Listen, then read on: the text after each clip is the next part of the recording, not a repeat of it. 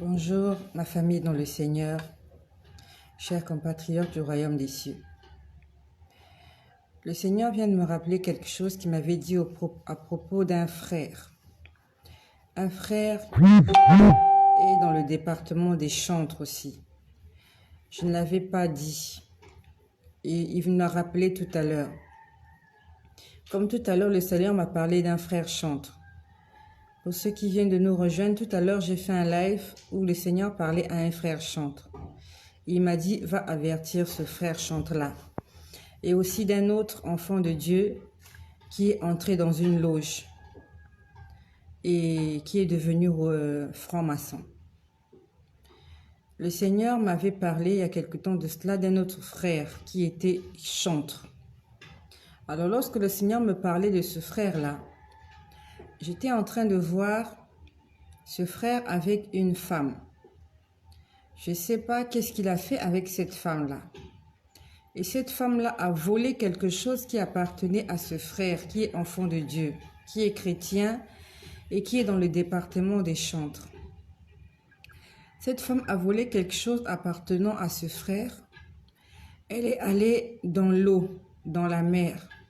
Et je pouvais voir comment elle allait très en profondeur. Elle est allée en profondeur, dans les profondeurs des eaux. Elle est allée cacher cette chose-là qu'elle avait volée à ce frère-là. On avait volé quelque chose à ce frère. Je ne sais pas si ce frère a récupéré cette chose-là, mais ça doit être soit une grâce, une bénédiction ou peut-être une partie de sa vie.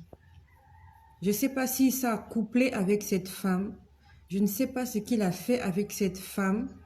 Et cette femme a volé quelque chose qui lui appartenait et est allée cacher ça dans la mer, très profond dans la mer.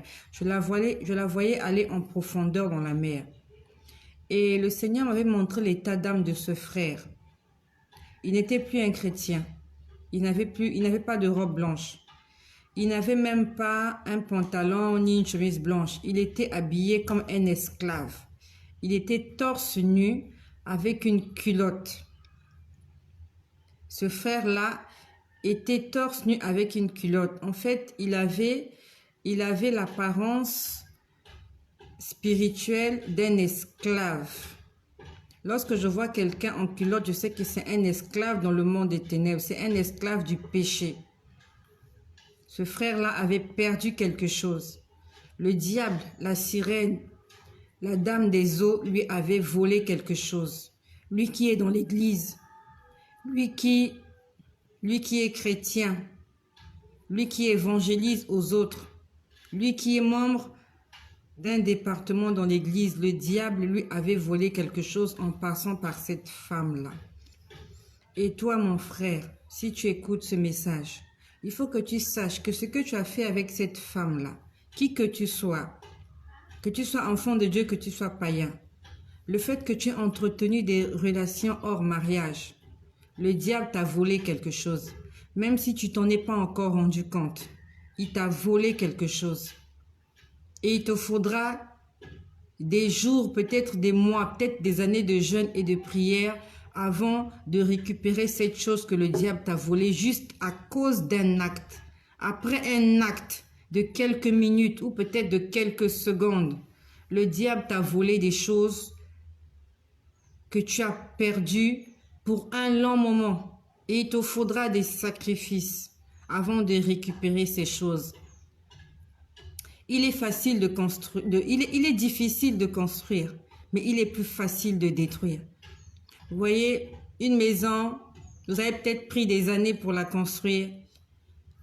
Il suffit d'un tremblement de terre, de quelques minutes pour la détruire. Il suffit d'une guerre pour détruire une grande bâtisse. Il suffit d'un tsunami de quelques minutes pour détruire un grand bâtiment, pour détruire un grand monument. Il suffit juste d'une petite chose de rien du tout, une maladie de quelques semaines, pour détruire une personne qui a vécu 50 ans, 60 ans, 70 ans sur terre. Il suffit de quelques secondes pour détruire une grande vie. Tu as fait des sacrifices, tu as donné ta vie au Seigneur, tu t'es sacrifié, tu as fait des choses dans la maison du Seigneur et à cause d'un acte, soit parce que tu es parti chez un féticheur, soit parce que tu as eu des relations extra-conjugales ou alors tu as eu des relations hors mariage, voilà comment le diable malin, la sirène des eaux vient te voler ton avenir, tes bénédictions et va le cacher très loin dans les profondeurs des eaux. Et il en est ainsi pour beaucoup de personnes. Le diable nous a volé beaucoup de choses. Et souvent, c'était de notre faute. Et pour récupérer ces choses, il va nous falloir plusieurs années de sacrifice encore. Des jeûnes, des prières, encore de la consécration. Le Seigneur aimerait que ses enfants puissent sortir de la distraction. Il aimerait que ses enfants puissent sortir du sommeil et de l'ignorance. Toujours dans la nuit du 2 au 3 janvier 2021, après que le Seigneur m'ait parlé de ce frère chantre et de cet autre frère qu'il fallait aviser, le Seigneur m'a montré un plateau. Il y avait un plateau. Et sur ce plateau, il y avait plusieurs verres. Des verres. Je ne sais pas exactement combien de verres il y en a. Il y avait sur ce plateau. Mais de tous ces verres, tous les verres étaient retournés, sauf un seul. Sauf un seul verre. Et je pouvais voir qu'en fait, le Seigneur voulait verser quelque chose dans ces verres-là. Mais tous les verres étaient retournés. Il n'y avait qu'un seul verre. Tous les verres étaient renversés, pardon. Il n'y avait qu'un seul verre qui était retourné et qui était apte à recevoir. Il y avait une boisson. J'ai vu une bouteille de vin. C'était une bouteille de vin. C'est comme si le Seigneur voulait verser le contenu de cette bouteille de vin dans les verres. Mais tous les verres étaient renversés. Sauf un seul verre. Il n'y avait qu'un seul verre qui était retourné et qui était apte à recevoir cette boisson-là contenue dans cette bouteille. Et avant que le Seigneur me montre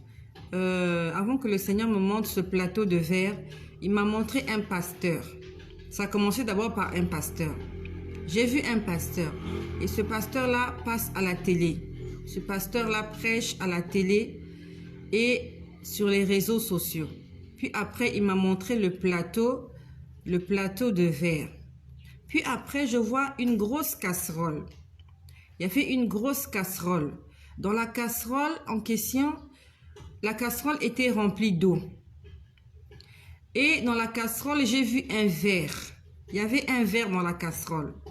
Et il y avait des déchets alimentaires. Vous voyez, je prends l'exemple, quand vous avez fait la cuisine, vous avez épluché les oignons, l'ail, la tomate, vraiment les condiments pour faire la cuisine. Et au lieu de les jeter, vous les avez mis dans une marmite. Vous les avez mis dans une marmite. À l'intérieur, il y avait de l'eau. La marmite était pleine d'eau. Il y avait un verre. Il y avait les déchets alimentaires. Et lorsque le Seigneur m'a montré cela, il m'a dit,